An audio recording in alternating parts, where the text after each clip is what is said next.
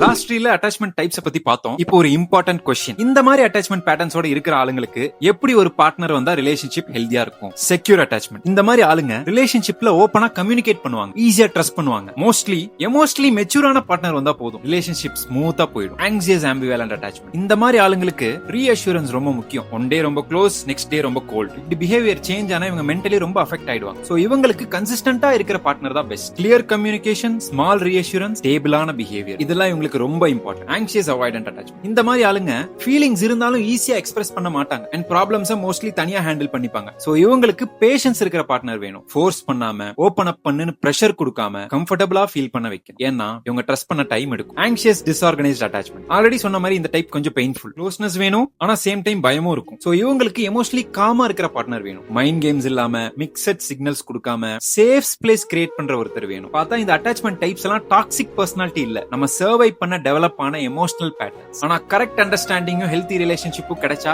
Healing possible. ஏன்னா சில நேரத்துல ஒரு சேஃப் ரிலேஷன்ஷிப் தான் ஒரு பர்சனுக்கு ஃபர்ஸ்ட் டைம் பீஸ் ஃபீல் பண்ண வைக்கும். Right partner won't fix your past, but they can make healing feel safe. இந்த அட்டாச்மெண்ட் டைப்ஸ்க்கு நீங்க என்ன டைப்ல ரிலேட் பண்றீங்களோ கமெண்ட்ஸ்ல சொல்லுங்க.